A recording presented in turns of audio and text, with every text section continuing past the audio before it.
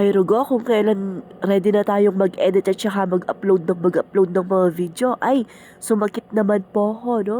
Anyway po, ito po pala yung mapa-order natin noong March 15. Bale, lumpiang sariwa po pala itong order ni Darang Jelly sa atin. Maaga pa po pala, bale siguro nasa madaling araw po yan. Alas 4 po ng madaling araw, naghiwa na ako ng mga gulay na gagamitin natin para sa ating lumpiang sariwa. Kasi medyo maaga po ang delivery time nito. Nasa 10:30 a.m. Alam naman po natin na madami pong obra or madaming gawain ng pagluluto ng lumpiang sariwa. Siyempre, pagkahiwa po niyan, ay gigisahin pa po natin yan. Tapos ipapatiktik pa natin.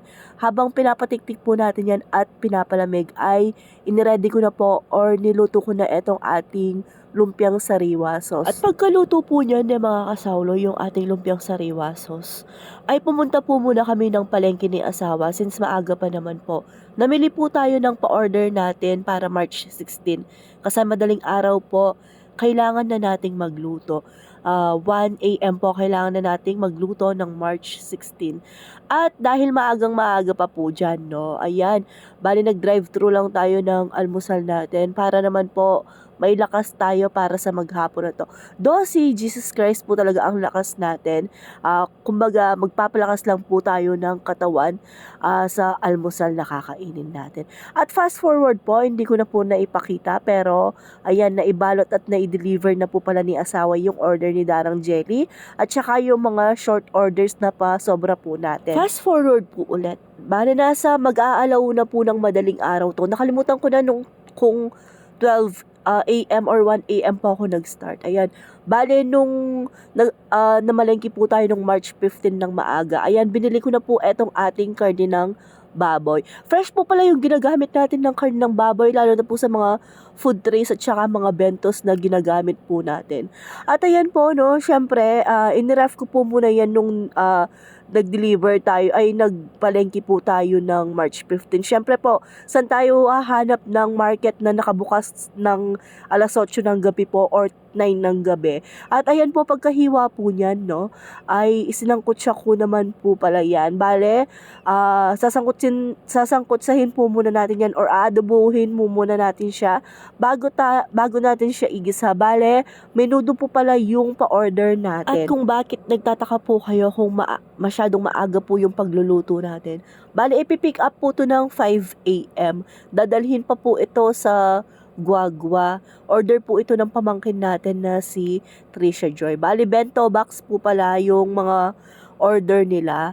Parang nakalimutan ko pero may event siya sa school, parang orientation niya or last defense, basta ganun po. Pero praise all to God po, pasado po sila dun sa ginawa nila. At habang nagsasangkot sa po tayo ng menudo, ay naghiwa naman po ako ng mga gulay na gagamitin natin para sa ating chop suey. At pagkatapos ko pong maghiwa ng mga gulay, ay isinunod ko na pong lutuin etong ating menudo. Bale, piprituhin po muna natin yung mga gulay na gagamitin para hindi po madaling mapanis yung ating menudo. Nagsaing na din po pala ako since bento po ito, may kasama siyang rice. At luto na po pala yung ating menudo. Hindi ko na po naipakita, no? Pero ayan, luto na po siya kasi madami na din tayong video sa pagluluto po ng ating menudo. At pagkaluto po ng ating menudo, ay sinunod ko din po palang iluto itong ating chop suey. Sa chop suey naman po natin, ang binubulog po natin na karne. Binubulog, yung sinasahog po nating karne is atay at balon-balunan po ng manok. Mas prefer ko po to, mas masarap talaga siya. Parang napaka-classy Pinoy ng lasa. At habang ayan, no, pinapalambot natin yung ating atay at balon-balunan ng manok, ay nagbabalat na po ako ng itlog ng pugo dito. Yung mahilig. Kanya pa talagang tulid ka lang, kayang kapaliken. Syempre, para makita tayo sa video na nagbabalat din tayo ng itlog ng pugo, hindi lang si Apong Tesh yung nagbabalat. Lalo na po, sobrang aga pa po dyan. Hindi natin siya magising para pabalat lang yung mga itlog pugo natin. At ganun lang po pala kabilis, no? Luto na po itong ating chop suey.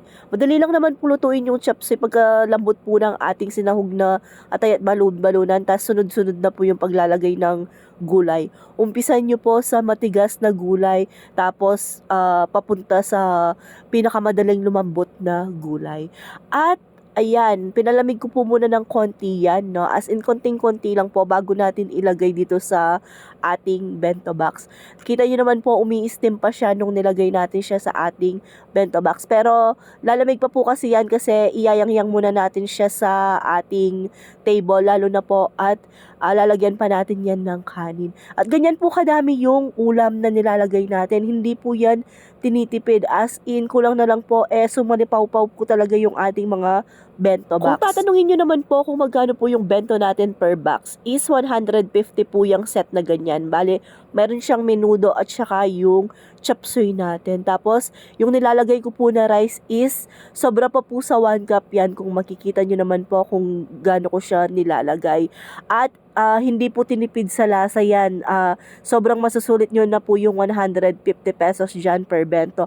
At may kasama na din po pala yung spoon and fork sa loob. At thank you nga po pala sa mga teachers na nag-observe kila Ate Joy sa pamangkin ko po. At masarap daw po yung pagkain. At pasado 5 AM na po yan ipinick up ni Joy Joy, no?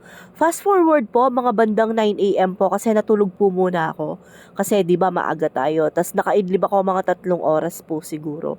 Ayan, dumiretso po pala tayo dito sa palengke para naman po ipamili yung pa-order natin para kinabukasan March 17 po. Bali yung pa-order lang po natin ng March 17 ay etong ating empanada. At pag-uwi po ng bahay ay ginawa ko na po agad yan. Bale, ham and cheese empanada po yan na may kasamang green bell pepper sa loob. At praise all to God po, no? Kung siguro mga 3 times po yung benta natin dito compare dun sa unang ipinost po natin na pagtitinda po natin ng ham and cheese empanada. At ang dami pa pong umahabol dyan. Grabe po kayo, Lord. At thank you so much po sa mga umorder ng ham and cheese empanada. Sa uulitin po.